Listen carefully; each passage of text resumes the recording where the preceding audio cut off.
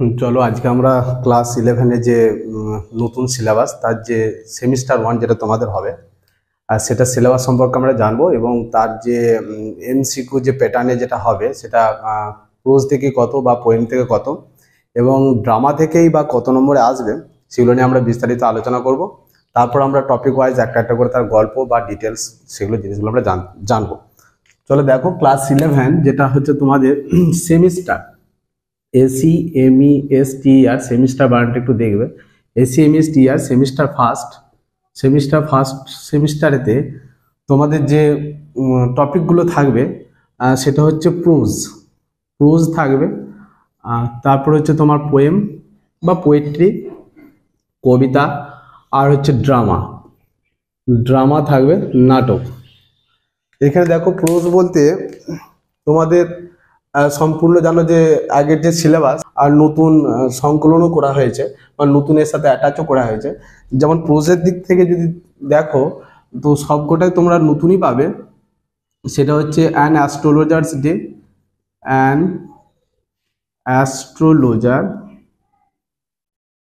Astrologers day, যেটা লেখা হয়েছে আর কে নারায়ণের লেখা।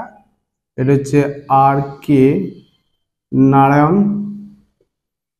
কে নারায়ণ, মানে ফুল ফর্ম যেটা রাশিপুরম কৃষ্ণস্বামী আয়ার নারায়ণ স্বামী, সেটা হচ্ছে তোমার অ্যান অ্যাস্ট্রোলজার্স ডে একটা প্রুজ আছে। আর তারপর রয়েছে তোমাদের দ্য স্বামী অ্যান্ড মাদার্স ওরশিপ মানে হচ্ছে পুজো করা, ওরশিপ। এটা লেখা হচ্ছে তোমার সিস্টার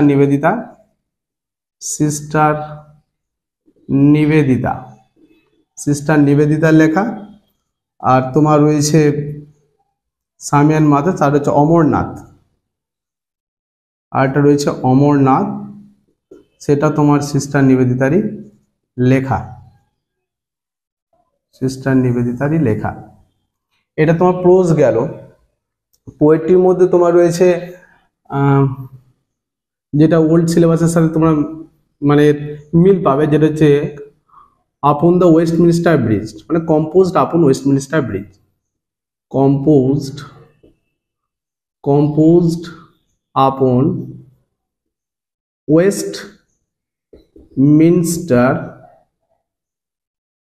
মিনিস্টার বলে দিও না, তাহলে মন্ত্রী হয়ে যাবে। এটা ওয়েস্টমিনস্টার ব্রিজ, এটা ব্রিজের নাম, যেটা তোমার সেই লন্ডন থেকে তোমার যেটা ডোভারের দিকে যাচ্ছে, ফ্রান্সের ডোভার, তার যে মাঝখানে যে ব্রিজটা আর নিচে টেমস নদী বয়ে যাচ্ছে, সেটা হচ্ছে কম্পোজড আপন ওয়েস্টমিনিস্টার ব্রিজ। এটা হচ্ছে উইলিয়াম ওয়ার্ডসওয়ার্থের লেখা।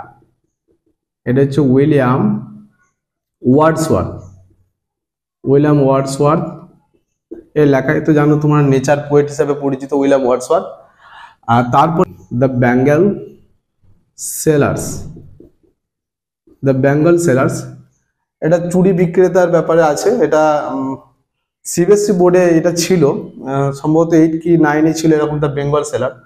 সেটা তোমাদের এবারে নতুন চ্যাপ্টার অ্যাড করেছে, যেটা তোমার হচ্ছে সরোজিনী নাইডুর লেখা। সরোজিনী নাইডুর লেখা। আর লাস্ট রয়েছে দ্য সেকেন্ড ইয়েটসের লেখা, WB Yeats, William Butler Yeats. এটা হচ্ছে তোমার পোয়েট্রি ভাগ গেল।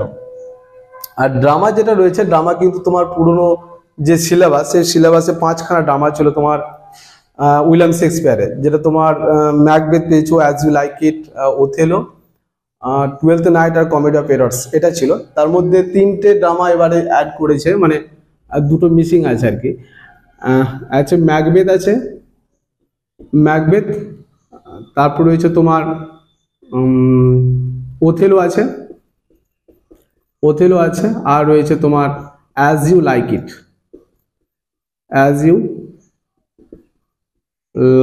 ইট। এই গোটা ড্রামা তোমাদের রয়েছে। ম্যাকবেথ রয়েছে, ম্যাকবেথ তোমরা জানো যে এটা একটা ট্র্যাজেডি এবং ওথেলো একটা tragedy, as you like it হচ্ছে তোমার কমেডি। আর এগুলো হচ্ছে তোমার প্রোজগুলো রয়েছে। An astrologer's day, R K Narayan, Rasipuram Krishnaswami Narayan, এই যে তার যে লেখা এই অ্যাস্ট্রোলজার্স ডে। জ্যোতিষী বিদ্যা যেটাকে বলে, আর লজি মানে তত্ত্ব বা জ্ঞান বলা হয়। লজি, যে লজি মানে হচ্ছে তত্ত্ব বা জ্ঞান বলে না, সেটা হচ্ছে লজি। তো সেটা হচ্ছে অ্যাস্ট্রোলজি মানে হচ্ছে জ্যোতিষী বিদ্যা যেটাকে বলে, আর যিনি করেন তাকে বলে অ্যাস্ট্রোলজার মানে জ্যোতিষী। তার একটা দিনের কথা বলা হয়েছে আর কে নারায়ণের লেখা, দ্য স্বামী অ্যান্ড মাদার্স ওরশিপ, এটা সিস্টার নিবেদিতার লেখা, অমরনাথ হচ্ছে সিস্টার নিবেদিতার লেখা। তো এইগুলো যদি আমরা নাম্বারের প্যাটার্ন যদি ভাগ করি, তাহলে এইখান থেকে প্রোজ থেকে তোমার অ্যান অ্যাস্ট্রোলজার ডে থেকে 4টে এমসিকিউ থাকবে, 1 মার্ক করে ক্যারি করবে, যেটা তোমার 4 মার্কস ক্যারি করবে। অ্যান অ্যাস্ট্রোলজার্স ডে থেকে 4টে এমসিকিউ থাকবে। দ্য স্বামী অ্যান্ড মাদার্স ওরশিপ থেকেও তোমার থাকবে 3টে থাকবে, 1 × 3 সমান হচ্ছে 3। আর সিস্টার নিবেদিতার যেটা অমরনাথ যেটা আছে গল্পটা, সেটা হচ্ছে সেখান থেকেও তোমার 3টে এমসিকিউ ক্যারি করবে, 3 মার্কস। তাহলে প্রোজ থেকে যদি দেখা যায় তাহলে তোমার 4, 3, 3 মানে তোমার 10 মার্কস ক্যারি করছে। তো এখানে তোমার কি করবে না, প্রোজ থেকে 10 মার্কস ক্যারি করছে। কম্পোজড আপন ওয়েস্টমিনস্টার ব্রিজ, যেটা উইলিয়াম ওয়ার্ডসওয়ার্থের যে লেখা, সেটা থেকেও একই প্যাটার্ন, মানে এটা থেকে তোমার 4টে কোশ্চেন এতে থাকবে, তাহলে 4 মার্কসের। দ্য বেঙ্গল সেলর সরোজিনী নাইডু যেটা আছে সেটা হচ্ছে 3 মার্কসে ক্যারি করবে।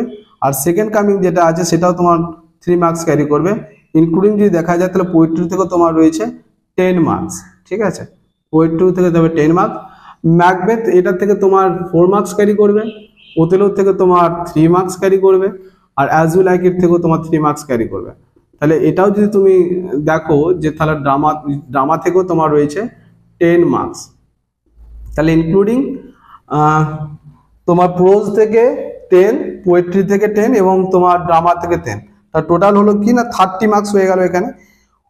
আর তার সাথে যেটা হচ্ছে তোমার গ্রামার, ঠিক আছে, গ্রামার যেটা থাকে সে গ্রামারে তোমার 5 মার্কস ক্যারি করবে, ঠিক আছে, 5 মার্কস ক্যারি করবে, যেটা তোমার ভয়েস ন্যারেশন, ক্লজ জয়েনিং এগুলো দেওয়া আছে, সেটা গ্রামারে 5 মার্কস ক্যারি করবে।